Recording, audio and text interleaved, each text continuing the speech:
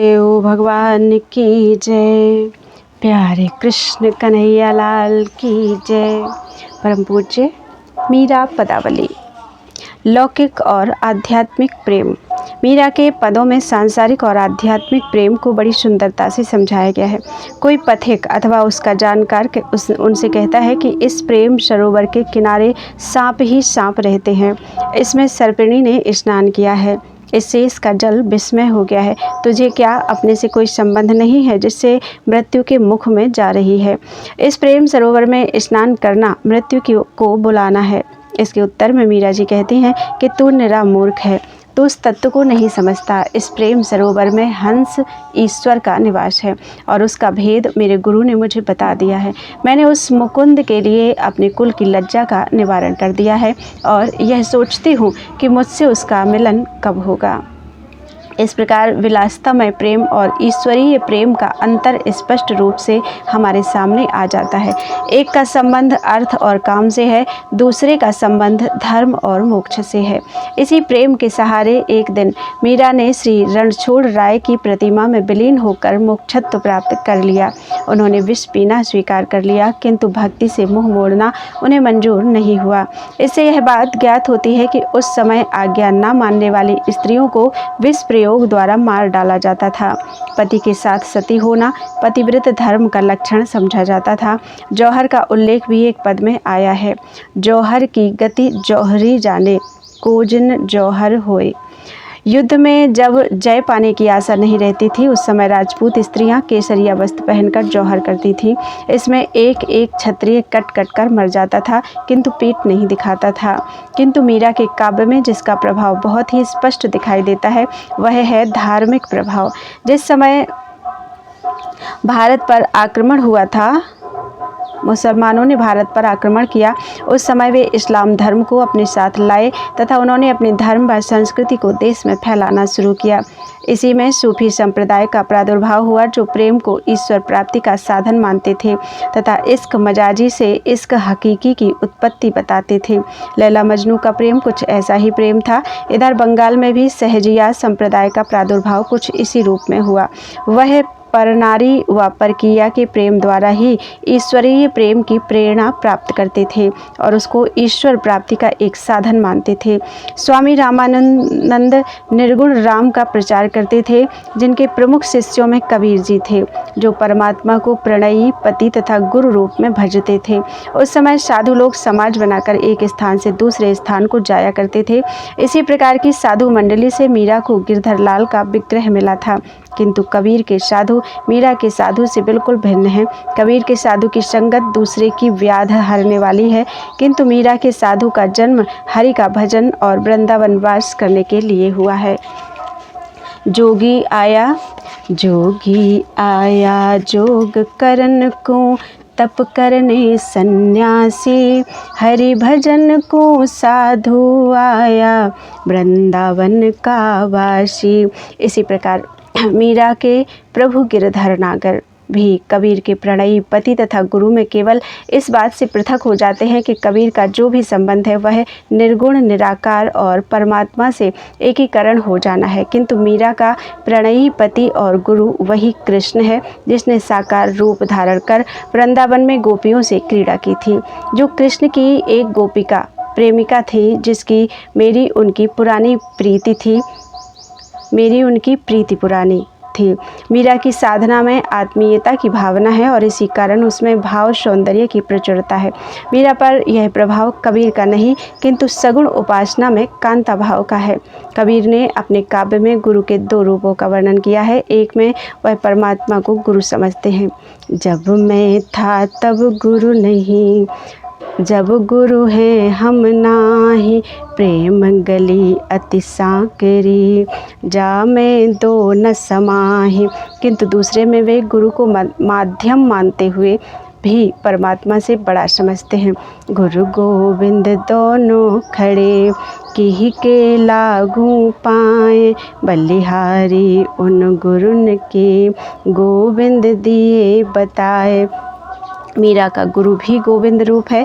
भरमारी रे बाना सतगुरु बिरह लगाए के, सतगुरु जो से बातां करता दुर्जन लोगा दीठी। अन्य स्थानों पर गुरु को नाम महात्म्य समझाने वाला कहा है। नाम महात्म गुरु दियो परतीति पिछाड़ी हो। एक पद में गुरु को दीनदयाल के समकक्ष तथा ज्ञान बताने वाला कहा है, किंतु उसे गोविंद से ऊपर कभी नहीं कहा। गुरु महारा दीन दयाल हीरा रां पारखी, दियो माने ज्ञान बताए संगत कर साधरी। उस समय उत्तर भारत में गोरखनाथ के गोरखपंथ का भी यथेष्ट प्रचार था। गोरखपंथी साधु कड़ा पहनते, भस्म लगाते, कानों में कुंडल, गले में शैली व श्रृंगी धारण करते और धुनी रमाते थे। वे अलख निरंजन के उपासक थे, कामिनी और कांचन से पृथक रहते तथा विरक्त सन्यासी थे। ये योगी कहलाते थे और हठ योग की क्रियाओं में निपुण होते थे। गोपियों का साकार ब्रह्म कृष्ण निर्गुण ब्रह्म की अपेक्षा कहीं श्रेष्ठ है।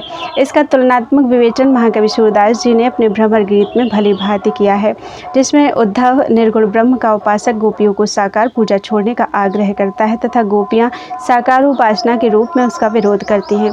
किंतु मीरा का वर्णन इससे भिन्न है। मीरा ने गोरखपंथी साधुओं के रूप स्वरूप को तो अपनाया, किंतु अपने रंग में रंग कर उनका योगी योगेश्वर कृष्ण है वह उनसे विरक्त है, वह उन्हें त्याग कर चला गया है। जाने के समय वे उसके जाने का निषेध भी करती हैं, किंतु वह नहीं मानता। विरहिणी मीरा उसके विरह की पीर में वेदना से चिल्लाती हैं, परंतु वह विरक्त भला क्यों सुनने लगा। मीरा के पदों में स्थान स्थान पर योगियों के पारिभाषिक शब्द मिलते हैं। सगुण भक्ति के साथ मीरा के ये पारिभाषिक शब्द कुछ अटपटे से लगते हैं, परंतु उनका प्रयोग ठीक ठीक अर्थों में ही हुआ है। इससे यह तो नहीं कहा जा सकता कि वे इन क्रियाओं से परिचित नहीं थी। निश्चय ही विरहिणी मीरा की गिरधरनागर सगुणोपासना की दिव्य मूर्ति होकर भी निर्गुण ही हैं। वे उनको देखना चाहती हैं, वे निर्गुण ध्यान से ही उसके साथ सो सकती हैं। एक पद में उन्होंने कहा है, ऊंची अटरिया लाल केवड़िया निर्गुण सेज बिछी, पचरंगी झालर शुभ सोहे फूलन फूल कली, बाजू बंद कड़ूला सोहे मांग सिंदूर भरी, सुमिरन थाल हाथ में लीन्हा शोभा अधिक भली, सेज सुख मणा मीरा सोवे शुभ है आज घड़ी।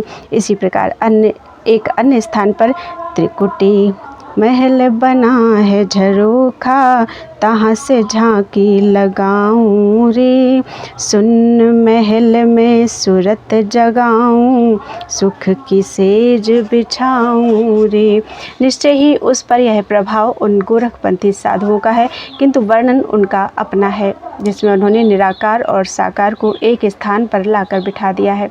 उस समय उत्तर भारत में कुछ संप्रदाय ऐसे भी थे जो सगुण उपासना का प्रचार कर रहे थे। इनमें निम्बार्क संप्रदाय, गौड़िया संप्रदाय तथा बल्लभकुल संप्रदाय का मुख्य स्थान था। ये लोग भगवान कृष्ण के सुंदर रूप के उपासक थे। उनकी मोहिनी सूरत, सांवली सूरत पर बलिहारी जाते थे। बल्लभकुल संप्रदाय में वात्सल्य भाव की प्रधानता थी तथा अन्य संप्रदायवादी उनके मधुर भाव के मानने वाले थे। बल्लभकुल संप्रदाय की वार्ताओं से सिद्ध होता है कि आचार्य महाप्रभु और गोस्वामी विठलनाथ जी के प्रमुख शिष्यों से इनकी पटरी नहीं बैठी और जिनकी बैठी हुई उन्हें भी इन आचार्यों से ने वापस बुला लिया। गौड़िया संप्रदाय वाले श्री कृष्ण को पुत्र भाव से नहीं अपितु पति भाव से मानते हैं। यह भावना उनके अधिक अनुकूल थी। बाल्यावस्था में ही जिसके साथ गिरधरलाल का स्वप्न में विवाह हो गया था, वह उसको पुत्र रूप में कैसे मान सकती थी। यही कारण है कि वे इस संप्रदाय की ओर आकृष्ट ही नहीं हो गई, बल्कि उस संप्रदाय में दीक्षित भी हो गई। किंतु ऐसा प्रतीत होता है कि यहाँ भी उनकी तुष्टि न हुई और वृंदावन में पात पात ढूंढने पर भी जब उनके प्रीतम श्री कृष्ण ना मिले तो यह सुनकर कि वे द्वारिका में रहते हैं, वे द्वारिका चली गईं। अंत में वे उसी प्रभु में लीन हो गईं जिसको अपने जीवन भर खोजती रही थीं। भक्ति काव्य की पृष्ठभूमि। भारतवर्ष में उस परब्रह्म परमेश्वर तक पहुंचने की उपासना के अनेक भेद बताए गए हैं। उसमें 3 मार्ग मुख्य माने गए हैं: कर्मयोग, ज्ञान योग और भक्ति योग। वेदों में प्रकृति मूलक तत्वों को साकार देवता रूप देकर यज्ञ आदि द्वारा उनकी पूजा और संतुष्टि का विधान किया गया है। ऋग्वेद दशम मंडल में इन्हीं देवताओं में एक देवता विष्णु का उल्लेख आता है, जो संपूर्ण विश्व को 3 पगों में नाप लेने के कारण त्रिविक्रम कहलाए तथा सृष्टि के आदि में केवल जल रहने के कारण उनकी नारायण संज्ञा हुई। उपनिषदों में एक और देवता का वर्णन आता है, जो कर्मकांड द्वारा नहीं ज्ञान और चिंतन द्वारा जाना जा सकता है। तैत्तिरीय उपनिषद में लिखा है कि एक समय इंद्र, अग्नि और वायु सब एक स्थान पर इकट्ठे हुए और अपने अपने बल के संबंध में प्रश्न किया। तो इंद्र ने अपने बल का, अग्नि ने दाहकता का तथा वायु ने किसी भी वस्तु को उड़ा देने का बखान किया, किंतु उस तेजोमय रूप के दिए हुए एक तिनके को इंद्र हिला नहीं सका, अग्नि जला नहीं सकी और वायु उड़ा न सकी। तब वह तेजोमय रूप अदृश्य हो गया और इन वैदिक देवताओं के लिए अपनी सर्वोपरि प्रतिष्ठा तथा जानने की जिज्ञासा छोड़ गया। इसे हेमवती उषा के रूप में उन्हें बताया गया कि वह ब्रह्म है, जो सभी देवताओं से ऊपर है और केवल ज्ञान द्वारा ही जाना जा सकता है। धीरे धीरे विष्णु और इस ब्रह्म का संबंध स्थापित हो गया और पौराणिक काल में उसका स्थान सर्वोपरि बन गया। अनेक वैदिक प्रतीकात्मक कथाएं साकार रूप में परिणत होकर पौराणिक कथाओं में समाहित हो गईं। वैदिक विष्णु जी अब सर्वोपरि थे, वही ब्रह्म रचयिता थे, वही पालक और संहारक थे। वह अब कर्मकांड से नहीं, चिंतन से नहीं, अपितु भक्ति द्वारा प्राप्त हो सकते थे और समय समय पर भक्तों की रक्षा करने तथा उन पर कृपा करने को साकार रूप से भूतल पर अवतरित होते रहते थे। पौराणिक कथाओं के अनुसार भगवान विष्णु के अनेक अवतार हुए हैं, किंतु उनमें राम और कृष्ण के अवतार ही मुख्य माने जाते हैं।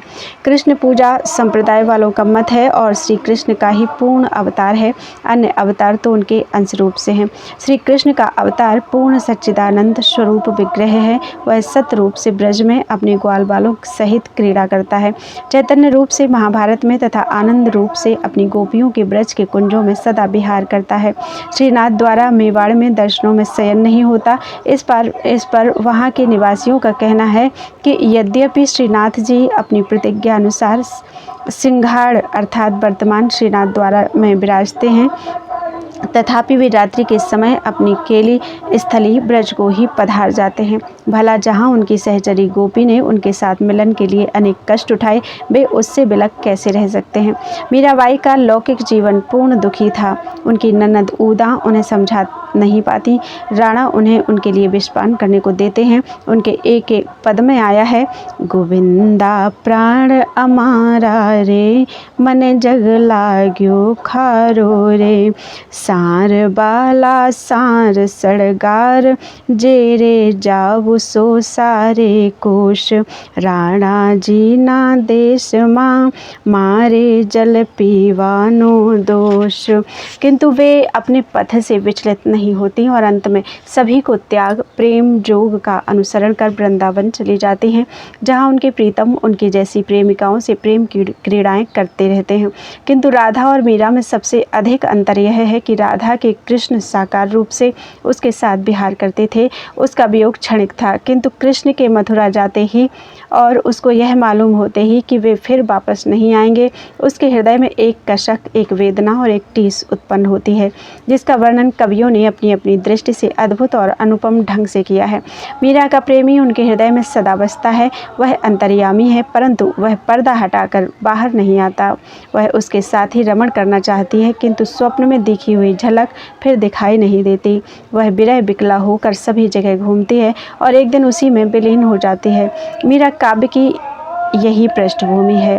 उसमें उनके बचपन में बीते हुए स्वप्न का वर्णन है, ससुराल में बीती हुई घटनाओं का उल्लेख है, वृंदावन में जाकर वृंदावन का वर्णन, फिर अंत में श्री रणछोड़ राय की द्वारिका का वर्णन है, जिसमें उनके श्री कृष्ण के विविध स्वप्नों की चर्चा है और सबसे ऊपर है उनका विरह काव्य, जो उन्होंने अपने गिरधर नागर के विरह में वर्णन किया है। उनकी अंतर्वेदना उनके स्वरों में झंकृत हो उठी है। मीरा का परम भाव। हमारे ऋषियों ने जहाँ 4 पदार्थों का वर्णन किया है, वहाँ मोक्ष को सर्वोपरि स्थान दिया है, जिसकी व्याख्या विविध मनीषियों ने पृथक पृथक रूप से की है। एक मत का कहना है कि हम जिस पूर्ण से पृथक हुए हैं, उसी में विलीन होकर इस सांसारिक बंधनों से छुटकारा पा सकते हैं, किंतु जो भगवत भक्त हैं वे इस प्रकार की मुक्ति नहीं चाहते। उनका कहना है कि जब हम अपनत्व को खोकर किसी में विलीन हो जाते हैं तो उसमें आनंद का तिरोभाव हो जाता है। अतः वे भगवान के सानिध्य में विश्वास रखते हैं और उनसे किसी न किसी प्रकार का संबंध रखना चाहते हैं। कृष्ण भक्तों के अनुसार भगवान कृष्ण का निवास गोलोक है, जहाँ वे अपने गोपीजन सखा और सखियों सहित सदा रमण करते रहते हैं, और जिस पर प्रभु की पूर्ण कृपा होती है वही इस लीला में सम्मिलित हो सकते हैं। समय समय पर भगवान कृष्ण अपने भक्तों पर कृपा करने के लिए अपने संपूर्ण परिकर सहित ब्रज में अवतरित होकर भक्तों को सुख देते तथा उनकी मनोकामनाएं पूर्ण करते हैं। अपने अपने विचारों के अनुसार भगवान के सानिध्य के लिए उनसे अपना घर जैसा संबंध स्थापित करते हैं, जो विविध भाव कहलाते हैं। उसके 5 भेद माने गए हैं: शांत अथवा प्रशांत भाव, दास्य भाव, सख्य भाव, वात्सल्य भाव, रति अथवा मधुर भाव। शांत भाव में भक्त के हृदय के सांसारिक मोह हटकर प्रभु की ओर लग जाता है। इसे हम भक्ति की प्रथम अवस्था कह सकते हैं। दास्य, सख्य और वात्सल्य भाव में भक्त अपने प्रभु को स्वामी, सखा एवं संतान के रूप में देखता है और उसी से उसकी आराधना करता है।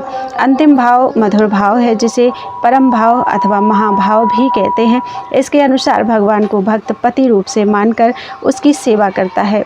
गौड़िया संप्रदाय में इसे सर्वोपरि भाव माना है। परम भाव की साकार प्रतिमा राधा है। राधा कभी कृष्ण रूप धारण कर और कभी कृष्ण राधा बनकर ब्रज के कमनीय कुंजों में सदैव केली करते हैं। अब हमें देखना यह है कि मीरा का भाव किस प्रकार की भावना के लिए हुए था। निश्चय ही उनकी भावना दास और सखा की भावना हो नहीं सकती, वे उसके नारीत्व के प्रतिकूल पड़ती है। वात्सल्य भाव से उन्होंने कभी देखा नहीं, क्योंकि बाल्यावस्था में ही उन्होंने स्वप्न में गिरधर लाल को वर लिया था। माई मान है सपने में बरी गोपाल, राती पीती चूनरी ओढ़ी मेहंदी हाथ रसाल। इस प्रकार विवाहित होकर वे कांता भाव को मानने वाली हो जाती हैं। गोपियों ने भी कृष्ण को पति रूप में देखा था। मीरा ने अपने एक पद में इसका उल्लेख किया है, जिसमें उन्होंने अपने को पूर्व जन्म की गोपी बताया है। रास रच्यो बंसी तट जमुना, तादिन कीन्हो कौल रे, पूर्व जन्म की मैं हूँ गोपिका, अध बिच पड़ गयो झोल रे। किंतु क्या मीरा गोपी राधा के समकक्ष आ सकती है? यह एक विचारणीय विषय है। लोक में मीरा वृषभानुपुरा के राजा की भांति मेड़ता नरेश की पुत्री थी। दोनों ही कृष्ण की उपासिका और प्रेमिका थी। राधा का विवाह सूरदास जी के अनुसार रास में ही सखियों के समक्ष हो गया था, किंतु मीराबाई का विवाह एक रात स्वप्न में उनके गिरधारी से हो जाता है। सांसारिक बंधनों में बंधे रहने पर भी वे अपने पातिव्रत धर्म को नहीं भूलती। सहजिया संप्रदाय के अनुसार राधा का विवाह रायण घोष से हुआ था। ब्रह्म वैवर्त पुराण में भी इसका उल्लेख मिलता है कि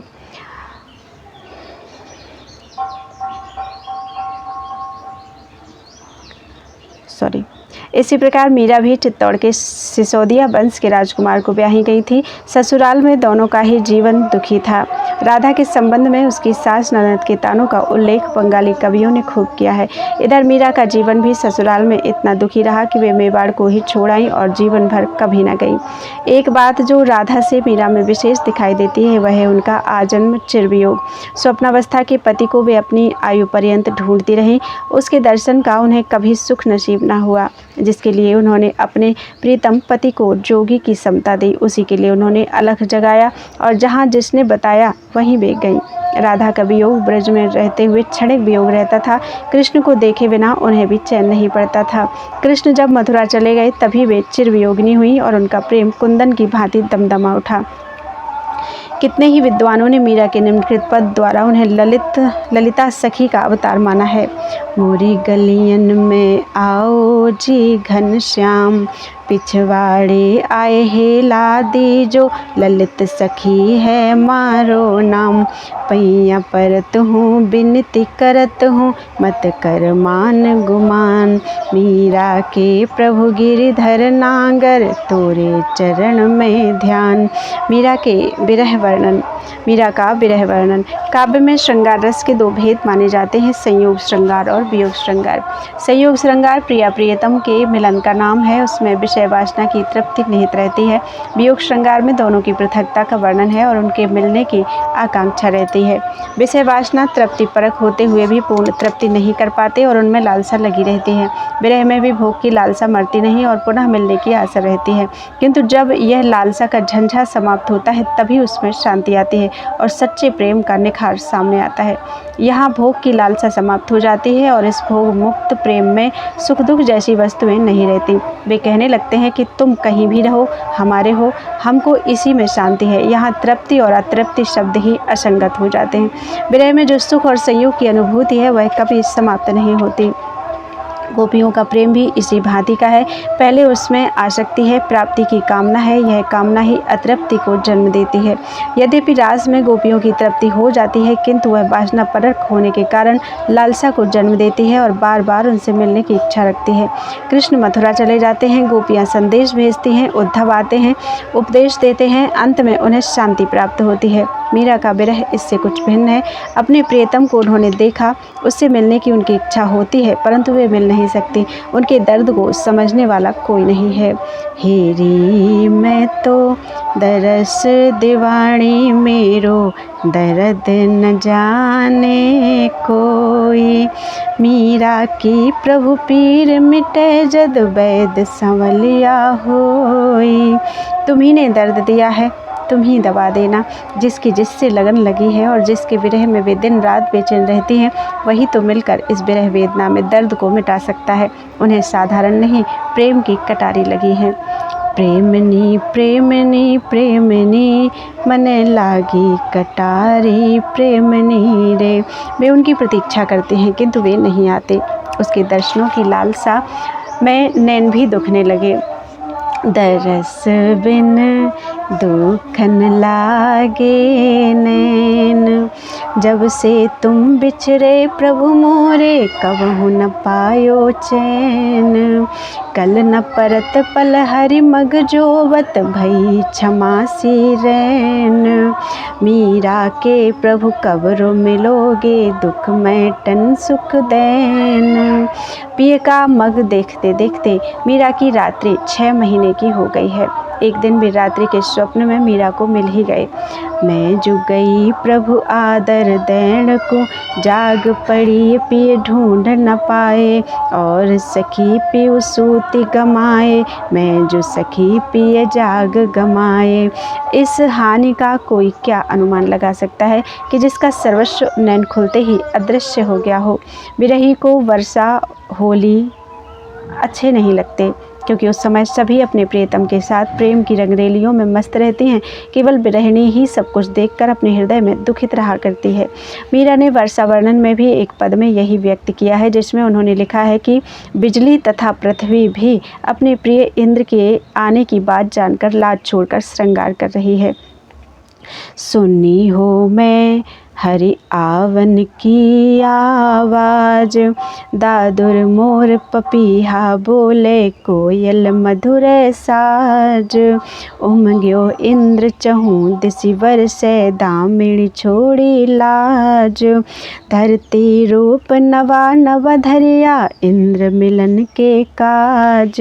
इसी प्रकार होली के पद में भी यही कहा गया है।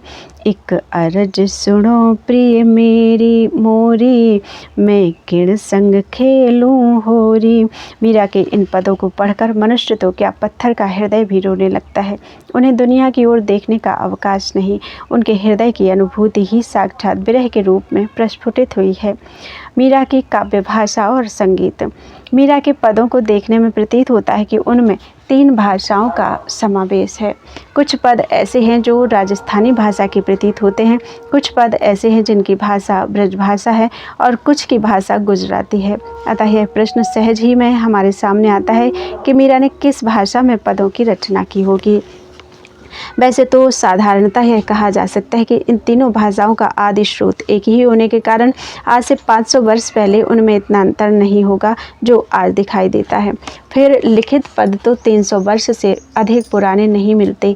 इन 200 वर्षों के बीच में जो पद जिस प्रांत में गाए गए उनमें उस प्रांत के शब्दों ने स्थान पा लिया और यह भिन्नता इसी कारण दिखाई पड़ती है। किंतु हमारा विचार तो यह है कि ब्रजभाषा और डिंगल में आज भी उतना ही भेद है जो आज से 500 वर्ष पूर्व था। अतः यह कहना कि उस समय इतना भेद नहीं रहा होगा उचित नहीं प्रतीत होता।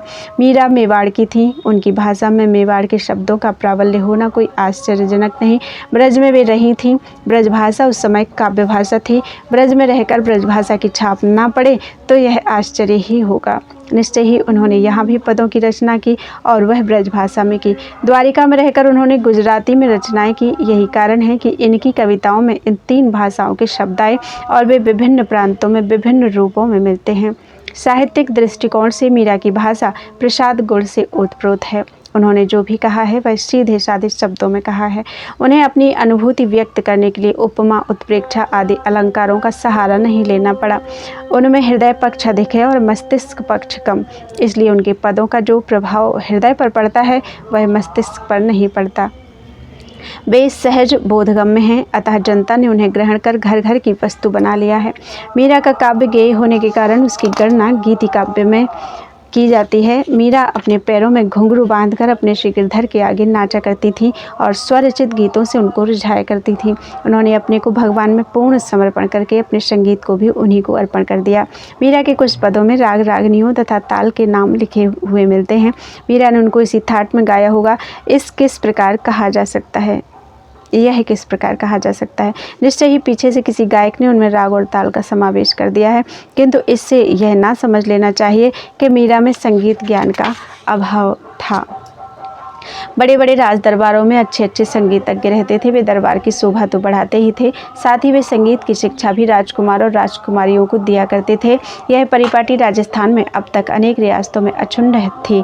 इसी प्रकार से उन्हें संगीत की शिक्षा अवश्य मिली होगी। दूसरे कीर्तन भक्ति में भगवान का भजन भी संगीत द्वारा ही किया जाता है। ये भजन भी ताल और स्वर में बंधे हुए होते हैं। वे भगवान के सामने अकेले ही अपने पदों को गाया करती थी तथा साधु संगत में भी समवेत स्वर से भजन किया करती थी। इससे भी इन्हें संगीत का ज्ञान होना चाहिए। उन्हें संगीत का कितना ज्ञान था तथा उनके संगीत गुरु कौन थे, अब तक यह अज्ञान के गर्भ में है। संभव है आगे शोध द्वारा इस पर प्रकाश पड़ सके। बोलो वृंदावन बिहारी लाल की जय। अब प्रारंभ होते हैं मीरा जी के पद अर्थ सहित। आज सिर्फ एक पद पढ़ते हैं, मीराबाई के पद। सांबरिया म्हारे प्रीत हरि नेह भाजो, प्रीत करो तो स्वामी ऐसी कीजो, अध बिच पत छिटकाजो। तुम तो स्वामी गुण रासागर, मारा अवगुण चित मति लाजो। काया गढ़ घेरा जो पड़े अच्छे, ऊपर आपर खाजो। मीरा रे प्रभु गिरधर नागर, चित्त चरणा रखाजो।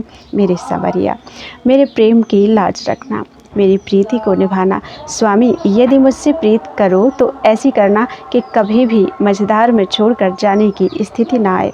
मेरे स्वामी, तुम गुणों से युक्त हो तथा मुझ में अवगुणों की भरमार है, किंतु तुम मेरे अवगुणों पर कभी ध्यान मत देना। अपनी काया के गढ़ पर भौतिकता और विषय वासनाओं का पर्दा डालकर मनुष्य स्वयं का पूर्णतः नाश कर लेता है। मीरा कहते हैं कि हे प्रभु गिरधर नागर, मैंने अपना हृदय आपके चरण कमलों में अर्पित कर दिया है, अतः मुझ शरणागत का उद्धार करें।